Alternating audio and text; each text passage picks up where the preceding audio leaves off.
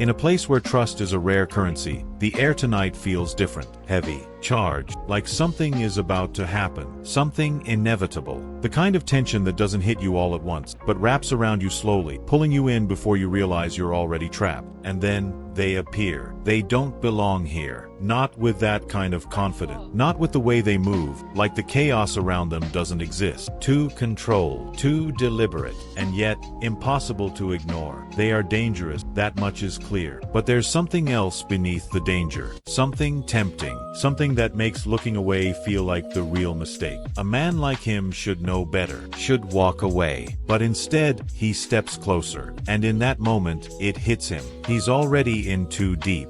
The air was heavy with the smell of metal, spices, and lying. There were random flashes of neon lights that cast long shadows over the chaos of the intergalactic market. People who lived in the darkest parts of the universe traded, laughed, and made threats to each other over and over again. A place where money was more valuable than honor and trust was something that not many people could buy. He had been here before, way too many times to count. It was just another job and there was more money to be taken home. There was something different about this night, though. It was like the world was holding its breath. Fears, sharpened by years of surviving in the dangerous world of military work, pricked at the edges of his mind. He then saw them. There were two people moving through the crowd with style that didn't fit in this place. Their appearance was out of the ordinary, a rip in the fabric of what was expected. Skin that looked like deep purple and sparkled in the lights of the market. Faces that looked like sculptures made by gods or framed by hair that flows like liquid night. Eyes dangerous, wise, and old. He had heard of people like them before. In the deeper parts of the universe, there were whispers of a race that was both a myth and a warning. Ethereal in beauty but unmatched in its ability to kill. They used seduction as a tool and trickery as an art. Whole fleets had been sucked under their spell,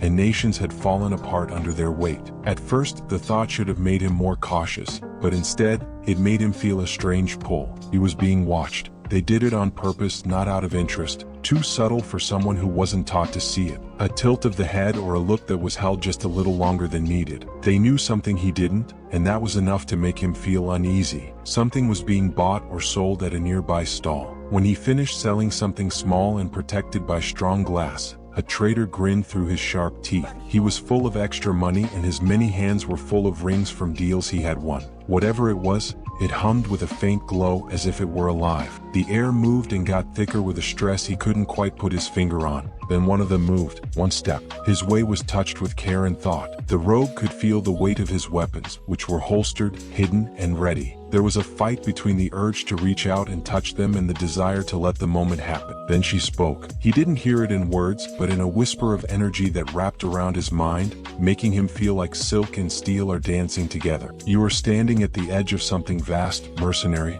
Will you step forward or will you turn away? There was no question. The task was hard. Right then he knew that whatever it was just the start. His heart rate stayed the same, but his mind was racing. The market, with all of its chaos and noise, faded into the background. It seemed like the universe had shrunk down to just the space between him and these two strange guys. The person who had spoken stopped moving. Her steady gaze was both a warning and an offer. The other, who was quiet but just as focused, watched with the patience of a predator. He had spent his whole life avoiding danger by reading people and knowing what they were going to do before they did it. But these two, they couldn't be read. The right mix of dangerous and attractive. "You're wrong," he finally said in a rough, calculating voice. "I don't step forward. I don't turn away. I go where the credits are." She had a faint smile on her face, spoken like a man who believes he is free. Those words made him think of something. Before he could answer, he noticed movement in the background. The shop owner, the person who had just finished the strange deal. His swollen body got stiff as he curled his many fingers around the small, glowing object to protect it.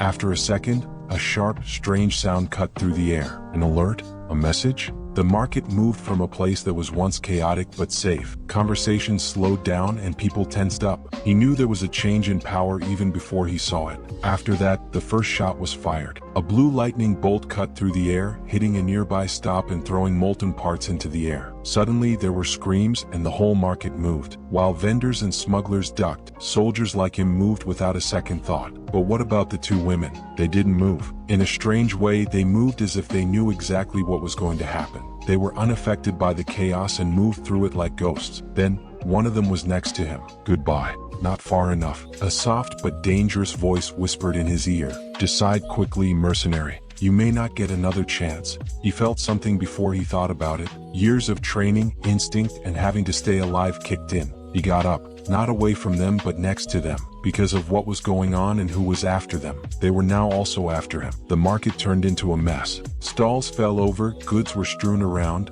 and the screams of scared dealers mixed with the clear hum of energy weapons charging. The air got thicker with smoke and the metallic taste of charged particles. To his right, a body hit the ground. It was that of a soldier who looked a lot like him and had been killed in the crossfire of whatever had just started the storm. But even though he was in direct danger, he couldn't concentrate, for their own sake, not just to stay alive. The two women who had just shown up out of the blue and dragged him into something much bigger than a fight in the market. One of them, the first person to speak, was still next to him. The other person had disappeared into the chaos, moving like a ghost through the frightened bodies of others. It wasn't just skill, it was also how they moved and how they responded. It wasn't that. Move was the clear pressing order. A hand wrapped around his wrist, its fingers thin but strong looking. Just as she pulled him forward, a plasma bolt cut through the air where he had been standing a split second before. It was enough to tell him once. He ducked low and followed her lead, letting years of instinct come to life. His body changed into battle mode. They made their way through the maze-like market, past sellers who had left their goods behind and thieves who had already started taking advantage of the chaos. It wasn't a coincidence that more shots were fired somewhere behind them. Not at all. It wasn't just a fight between gangs or businesses that were at odds with each other. This was a killing,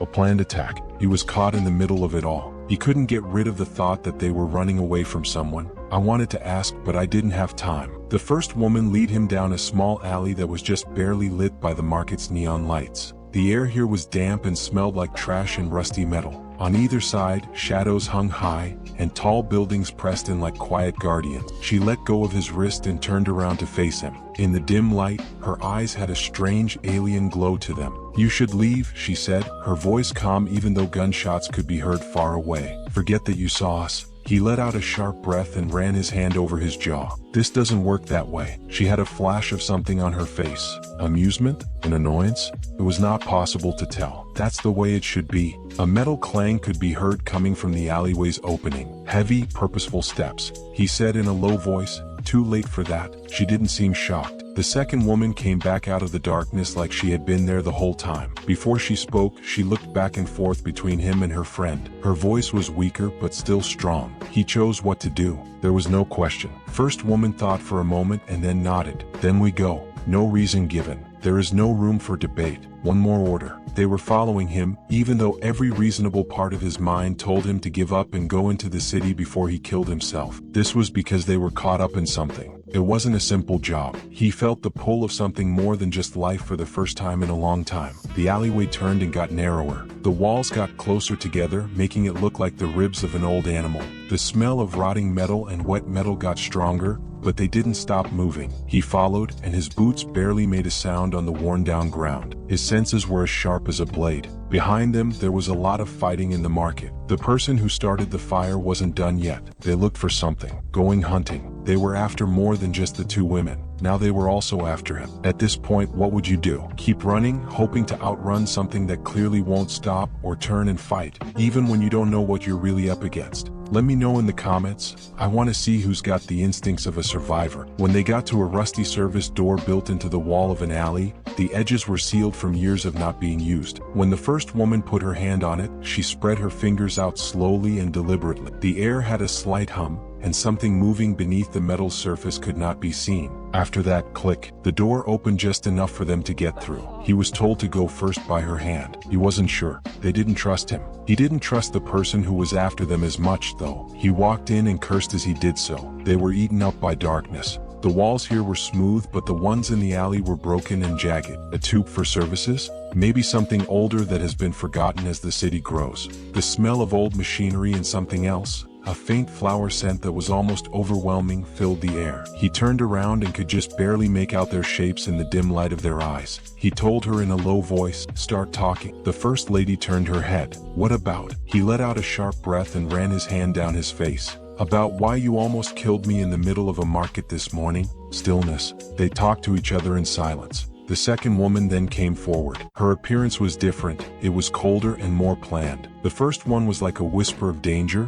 but this one was like a blade held just under the skin. She just said, "They weren't after you." He clenched his teeth. "They are now. One more stop." She then gave a nod. "Too bad. We're sorry." Like the fact that his life was tangled up in their mess wasn't a big deal. He fought the urge to yell at them. Getting angry didn't help. Instead, he took a big breath in to center himself. Who were they? The first woman finally spoke up. "People who are afraid of things they don't know." Secret. Cryptic made him mad. He moved toward her. "A riddle is not for me today. What are you?" There was a long pause between them. The dim light picked up the soft shimmer of their violet skin, which in the dark looked almost like it was made of shimmering glass. For the first time, he noticed something else, faint but detailed marks that went along the lines of their collarbones and disappeared under their clothes. After that, she spoke. "We are what's left of something that people like you have tried to erase." He felt a chill go down his spine, not because he didn't get it, but because he did. He knew the stories. Everyone did. There were stories about a race that was so feared and strong that whole fleets were sent to kill them, not because they were at war, but because they were real, because they were not the same, since they were dangerous. It dawned on him something else as he stood there in the dark with two of them in front of him. They were doing more than just run. They were battling to stay alive. The quiet between them was full of things they didn't say. Even though he could no longer hear the noise of the chaos in the market, what had just happened still felt like a storm ready to break. In the service tube, old emergency panels gave off a dim light that flickered in and out like the heartbeat of something old and forgotten. The air was old and dusty, with a faint smell of old metal and electricity. He slowly let out a breath as he ran his hand through his hair. Almost everything about this was wrong. His goal in coming here was to find an easy, everyday job. A deal, an exchange, and maybe some violence if talks didn't go as planned. He had been pulled into something much deeper and more dangerous instead. The worst part? He was not going to leave. His senses, the ones that had kept him alive in war zones, betrayals, and the harsh emptiness of space, should have been telling him to give up and go away. To leave this world, get on his ship, and don't look back. That's not true. They told him to stay. Because these two women, these beings, these pieces of something the world had tried to erase, were too much of a puzzle for him to leave. He looked straight ahead while crossing his arms. "Do you have a name?" The first woman, the one who had talked first in the market, looked at him for a long time. Then, as if making up her mind, she gave a small nod. She said, "Ivara." The second woman, who was colder, didn't answer right away. She did nothing but watch him study and measure. Then she finally spoke. "Sarah." Sarah and Ivara. Names that didn't mean anything to him. Names that seemed like they should fit. He took a deep breath. It wasn't a question. "You already know who I am." It seemed like they already knew what kind of person he was because they called him a mercenary. It wasn't hard to read people like him. A man who lived on the edge of the law and the chaos of war. A gun for hire. But they didn't answer. He let out a breath through his nose. "Okay, what do they need from you?" At first, neither of them spoke up. After that, Sarah spoke. She seemed the most cruel. "They want the same thing they always have." Ivara gave her a quick look but didn't speak up. Sarah went on. "To control what they fear. To get rid of what they can't." He moved his fingers next to his side. He didn't like puzzles or answers that were only partly right, but the way she said it made him feel cold. "And just what is that?" He pushed. Ivara's lips moved together as if she were going to answer, but a noise in the tunnel tensed everyone up. A soft hum in the distance. Not a machine. No electricity. Something living. His hand went to the gun that was tucked behind his leg, but Sarah moved faster. She pressed her hand against the metal wall all at once. When she touched the surface, it sparkled, and all of a sudden, the tunnel went totally dark. The emergency lights went out, leaving them in total darkness. After a second, he felt something change in the air. It was a presence or an energy that was just on the edge of what he could normally sense. There wasn't really a sound. It was more like a weight pushing against his head in silence. He had felt this way before. What? A long time ago, he had just barely made it through a fight. A hunter. Someone was following them. Ivara's voice was almost too quiet to hear. "Do not move."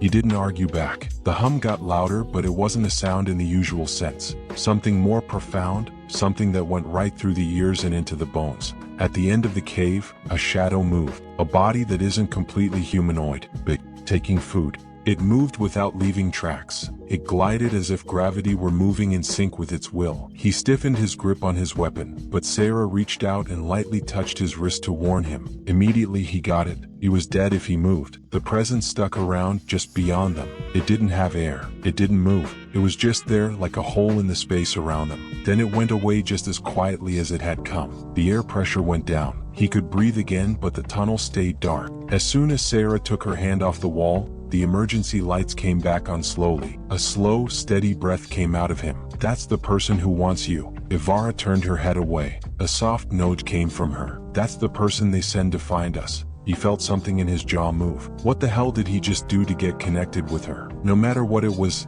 nothing like the small jobs he was used to doing as a freelancer. It wasn't about hiding guns or keeping a shipment safe from pirates. It was more than that, something more old. He seemed to have walked right into the middle of it. Even though his heart rate stayed the same, something deep inside him tightened. It was a primitive signal that went beyond instinct and training. Anything that was there had been close. Not far enough. Still, neither of the women looked scared. Be careful. Yes, but don't be scared. That was the thing that scared him the most. They might not have been scared because they had seen worse. He slowly let out his breath, which made his body rest. He said in a low voice, "Okay, tell me everything. There are no puzzles or strange nonsense. What are you? Why do they want to catch you? What the hell was that?" Ivara and Sarah looked at each other. Even though it was short, that one look said everything they were talking about. Sarah finally spoke. She said, "You know the stories?" He slowly nodded. "I know the stories. There were stories about a race that was too strong, too beautiful, and too dangerous to live. There are stories about beings that, if they had enough time and energy, could control the mind, weave thoughts together like a fabric, and even change reality itself. Some people said in secret that they used to rule not through war but through something much worse, ready submission. That just being around them could turn even the toughest men into devoted followers, and that whole countries had fallen not by force but by choice. In this way they were erased. That's what everyone thought." Sarah's voice was quiet. "Legends are just truths that have been twisted out of fear." Ivara moved forward slowly. "We're not gods. We don't have power over minds. We don't make slaves." He looked at them very carefully. "But you're dangerous." It wasn't denied by either of them. Ivara's face became softer, but her eyes stayed sharp. "Do you think a storm is dangerous? The tide? The fire that keeps you warm and kills things?" It wasn't an answer, because he understood what she meant. Some things just were. Not good, evil-free, just strong. "And they want you dead?" he asked. Sarah's voice had a cold edge to it. "They want to get rid of us." Once more. That word made them feel heavy together. Once more. That meant they had been through something before. An elimination or a cleanup. There is something deep and ugly that is hidden in history books and under the lies of the groups that are in power. "What about that?" With a nod toward where the shadow had been, he asked. "And that was their tracker?" Ivara's jaw got tight. "They're the first group?" He felt something sharp in his gut. The first group. That meant there would be more. His thoughts were quick and busy with math. Dodging bounty hunters, avoiding warlords, and getting past the universe's broken rules was something he did all the time. He did everything. But this was different. It wasn't about getting away from criminals or groups that are corrupt. This was about escaping something that whole civilizations were afraid of so much that they tried to wipe it out. He ran his hand across his face. "All right, tell me I believe you." Sarah's mouth moved in a way that wasn't quite a smile. "You do?" He didn't pay attention to the way that made him shiver. He wasn't sure if she was really sure of what she said or if it was just the way she said it. "So what's the plan?" he asked. Ivara looked at him. "We don't expect you to help us." He laughed in a mean way. "Lady, I think I passed that market point where your problems became my problems." She didn't argue back. He took a deep breath. He wasn't a good guy. That person didn't do things because they were good in their hearts. He was a fighter and a hired gun, someone who worked for fame instead of good reasons. However, he knew in his heart that he couldn't just leave this, not any longer, and just maybe, he chose not to. If this story hooked you, wait until you see the next one, full of mystery, danger, and unexpected twists. Don't miss out. Click now and continue the journey.